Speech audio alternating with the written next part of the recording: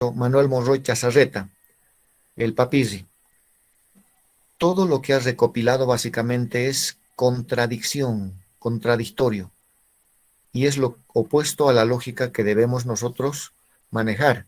Y nos sirve como ejemplo para un poco distraer tal vez la mente, pero también para escoger ese tipo de incongruencias que hay.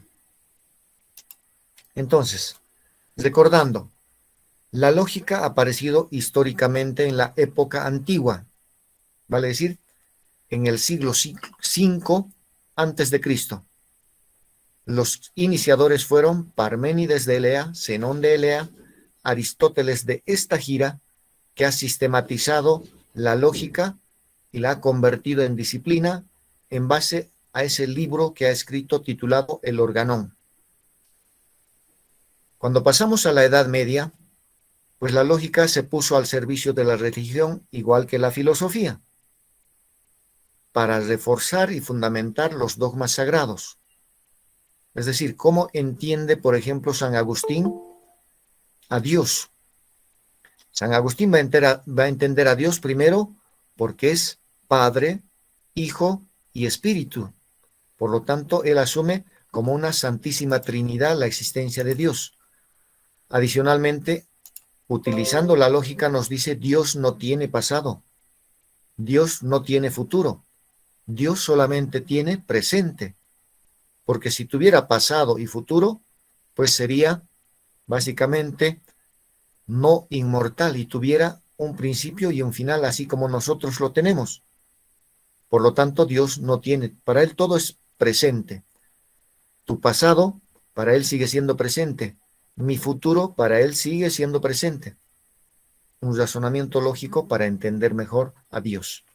Así como en la filosofía, pues en el Renacimiento también la lógica tiene un punto crítico y radical, porque de la lógica se desprenden algunas o la mayoría de las ciencias particulares. Vayamos a entender un poco mejor. De la filosofía se han desprendido las ciencias, y todas las ciencias conocidas, pues, no existían antes, solamente era la filosofía. Pero también de la lógica llegan a desprenderse la mayoría de las ciencias particulares, ¿como cuáles? Pues la informática es en base a un lenguaje lógico. Los programas de computación, la cibernética, la robótica y los juegos que tienen en los celulares, todo eso es parte de lo que se ha desprendido de la lógica. Y mencionamos autores modernos que aportan a la lógica. Empezamos con Francis Bacon, que entre 1500 y 1600 escribe Lógica Inductiva, llamada Novum Organon, es el título de su libro. Tenemos a Immanuel Kant, entre el 1700 y 1800, él indica que la lógica es la ciencia racional de las leyes a priori. Cuando hablamos de la ciencia racional, pues estamos haciendo mención a la razón. Y cuando hablamos de las leyes a priori, pues entendemos que es antes del contacto del sujeto con el objeto. Por lo tanto, es una especie de predicción. Hegel, por su parte, nos dice que la lógica se ocupa de los pensamientos puros y de las determinaciones puras, y toma dos direcciones. Por una parte, lógica positiva y por otra parte, lógica inductiva. Y eso está establecido en su libro que titula Ciencia de la Lógica. Y finalmente, Friedrich Schelling tenemos que nos dice que es la ciencia de los pensamientos ya pensados. Por lo tanto, él nos da el pensar que tiene los siguientes factores. El proceso del pensar. Y el primer factor es el sujeto pensante. Si no hay sujeto, no hay factores. Por lo tanto, no hubiera ese proceso. El sujeto es importante, el pensar mismo ya es importante, los pensamientos ya pensados como bagaje cultural que tenemos ya, el objeto del cual somos objeto de pensar, y finalmente las formas verbales o el habla. Tenemos los principios lógicos supremos, el principio de identidad que nos dice que toda cosa es idéntica a sí misma. En la fórmula A es igual a A. Por ejemplo, casa es casa.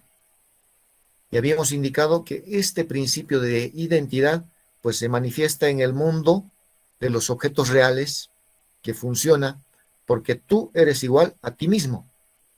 Yo soy igual a mí mismo. En el mundo de los objetos ideales también funciona. El 5 es igual al 5, o el 500 es igual a sí mismo. Funciona. Con los objetos valores también. La solidaridad es igual a sí misma. La puntualidad es igual a sí misma. Incluso en el mundo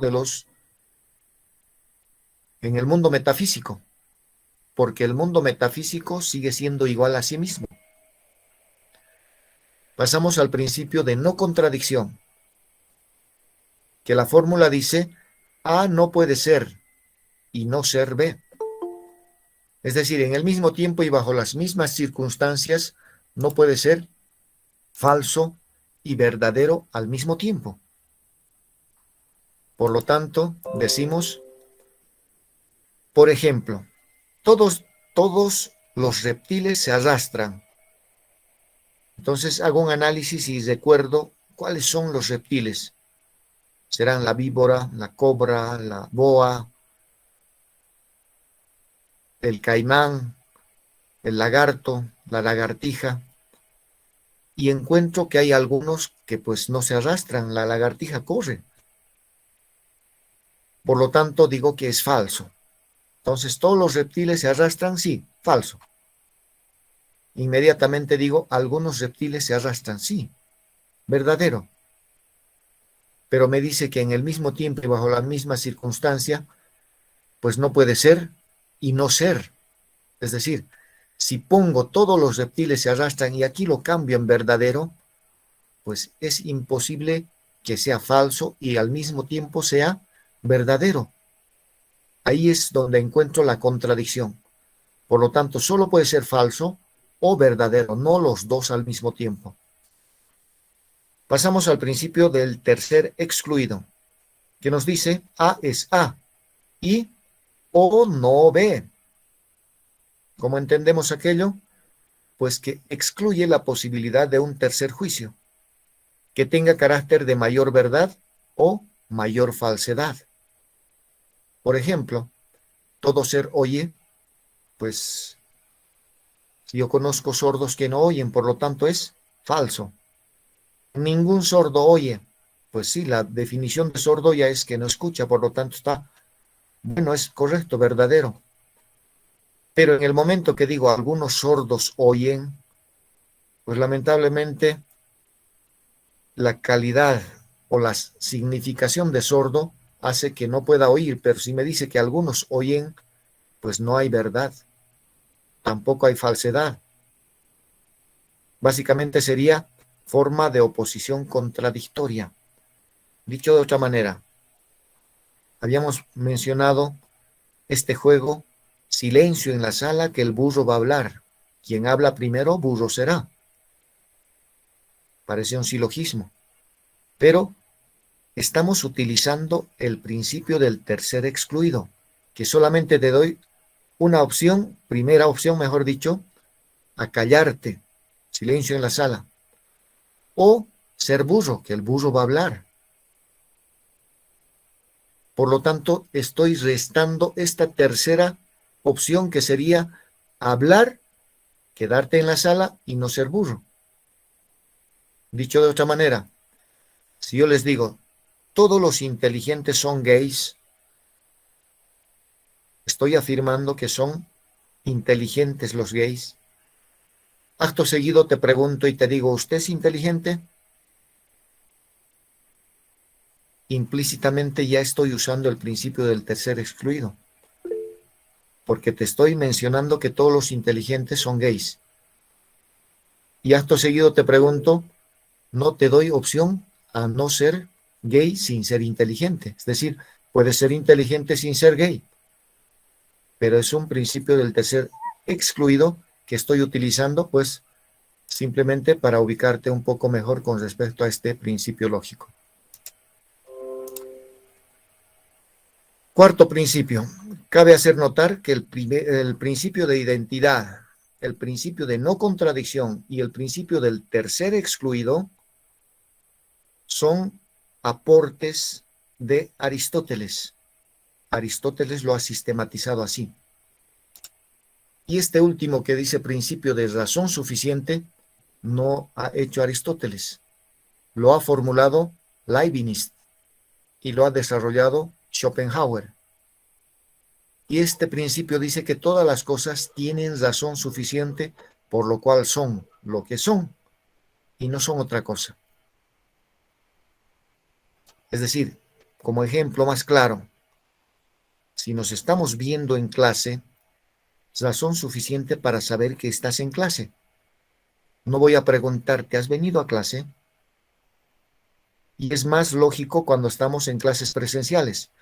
Todavía aquí, mediante el celular, puedes prestarle a alguien tu celular y le dices, vas a entrar a mi clase, vas a decir presente y listo, ya estoy en clase. Pero en presencial, razón suficiente, estoy viendo quién está y quién no está. Y a eso llamamos razón suficiente. Pasamos al concepto. Habíamos quedado aquí básicamente, empezamos o continuamos. Nos dicen que el concepto es la aprehensión simple, súbita, por parte de la inteligencia, o tomar posesión o concebir algo sin afirmar ni negar nada de ese algo. Es decir, son ideas generales que se extraen de la multiplicidad de representaciones particulares. Habíamos quedado claro que el concepto no está en la palabra, tampoco está en el objeto ni en la imagen, porque tiene propiedades y esas propiedades son las siguientes. Tiene contenido, notas o cualidades esenciales el concepto, que no puede desprenderse del objeto. También tiene extensión, que depende del número de especies inferiores y que se subordinan a un concepto de mayor extensión. Por ejemplo, el concepto color tiene mayor extensión que el concepto azul.